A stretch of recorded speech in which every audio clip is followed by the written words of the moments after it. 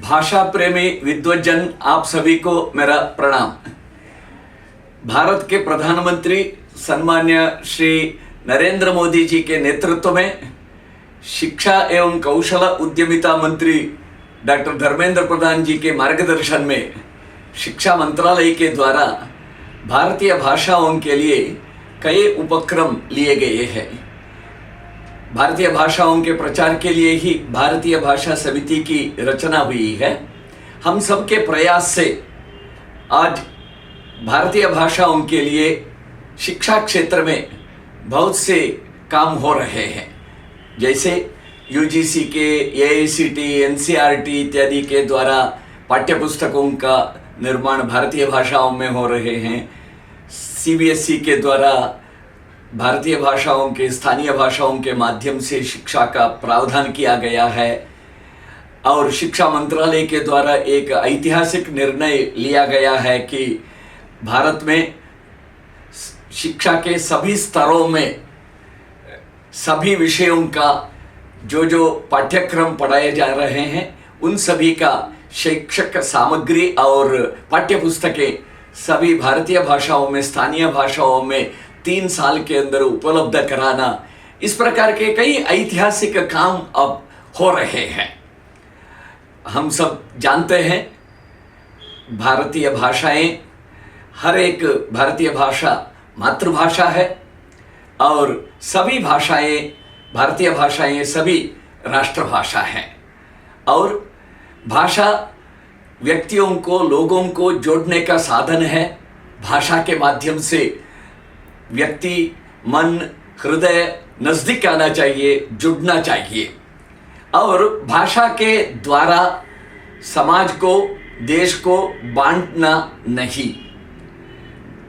पिछले 200 सालों में इस प्रकार के कई उपक्रम हुए हैं भाषा के आधार पर समाज को, देश को विभाजित करने का। अब समय आ गया फिर से कि जिस प्रकार प्राचीन काल में भाषा एकता का, जोड़ने का साधन था, माध्यम था, उसी प्रकार आज फिर से भाषा के द्वारा हमें लोगों को, समाजों को, देश को जोड़ना चाहिए। जैसे ये भाषा क्षेत्र में भाषा परिवार, अलग अलग भाषा परिवार का बात करते हैं और भाषा, कितनी भाषाएं हैं उसमें भी विभेद निर्माण करते हैं। लोगों को स्पष्ट जानकारी देने की आवश्यकता है, कितनी भाषाएं हैं, कितनी मातृभाषाएं हैं इत्यादि। और इस संदर्भ में इसी उद्देश्य से अब भारतीय भाषा सम्मेलनों का आयोजन हो रहा है पूरे देश में, सरकार के माध्यम से और अन्य सभी भाषा प्रेमियों के द्वारा भारतीय भाषाओं के लिए क्या क्या काम हो रहे हैं इसकी सही जानकारी सभी को मिलना चाहिए और भारतीय भाषा के प्रचार के लिए क्या करना, वास्तविक रूप में क्या करना चाहिए, इसकी भी चर्चा होना चाहिए। देखिए, भाषा के विकास के लिए 7 आवश्यकताएं हैं। हर एक भाषा में बोलने वाले लोग चाहिए, प्रथम आवश्यकता।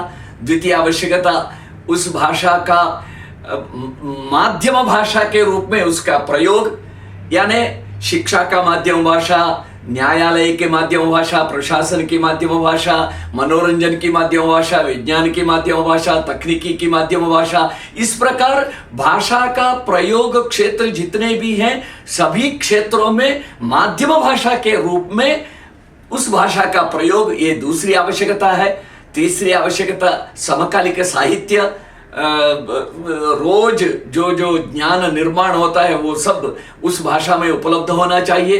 तीसरी आवश्यकता, दिन प्रतिदिन आवश्यकता के अनुसार नए नए शब्दों का निर्माण करना, यानी शब्द निर्माण की सतत प्रक्रिया उस भाषा में होना चाहिए, ये चौथी आवश्यकता। पांचवी आवश्यकता, तकनीकी की स्वीकार्यता, एडेप्टेशन ऑफ द टेक्नोलॉजी बोलते हैं। छठवीं, उस भाषा में सीखने के, सिखाने के पाठ्यक्रमों की विपुल व्यवस्था।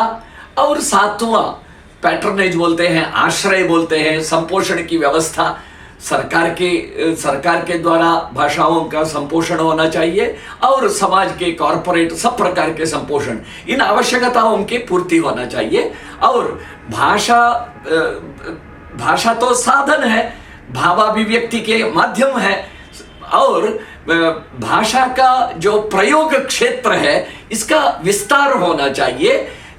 जितना मात्रा में हम दैनंदिन जीवन में सुबह से रात तक अपनी मातृभाषा का प्रयोग ज्यादा करेंगे, उतनी मात्रा में भाषा का विकास होगा। और भारत के 90% लोगों को तो अंग्रेजी मालूम नहीं, भारतीय भाषा के ही व्यवहार कर रहे हैं।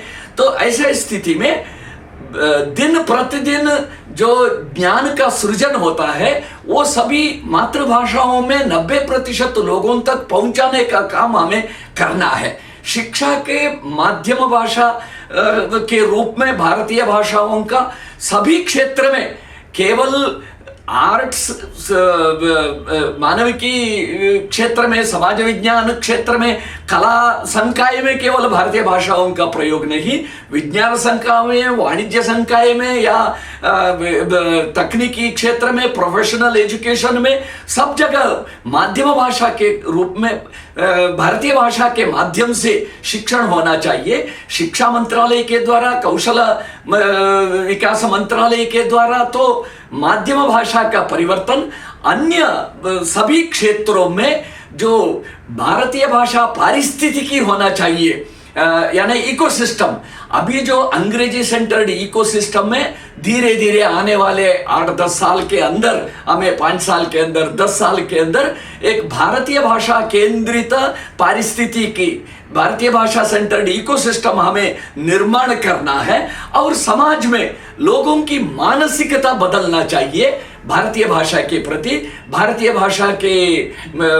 भाषा को हमें आकांक्षा की भाषा बनाना चाहिए, इसको रोजगार के साथ जोड़ना, और भारतीय भाषा के दृश्यता, विजिबिलिटी बढ़ना चाहिए। इस प्रकार हमें भारतीय भाषाओं के लिए कई प्रकार के काम करना है। तो इस जो भारतीय भाषा सम्मेलन आज हो रहा है, इस भारतीय भाषा सम्मेलन में हमें भारतीय भाषा के लिए आज देश में क्या क्या काम हो रहा है इसके बारे में चर्चा करना, और प्रत्यक्षतः आने वाले दिनों में हमें ये भारतीय भाषा के लिए प्रत्यक्षतः क्या करना, इसकी चर्चा, कार्यों की सूची करना, कार्य योजना करना, हमें क्या करना है इसके बारे में ज्यादा चर्चा होना चाहिए।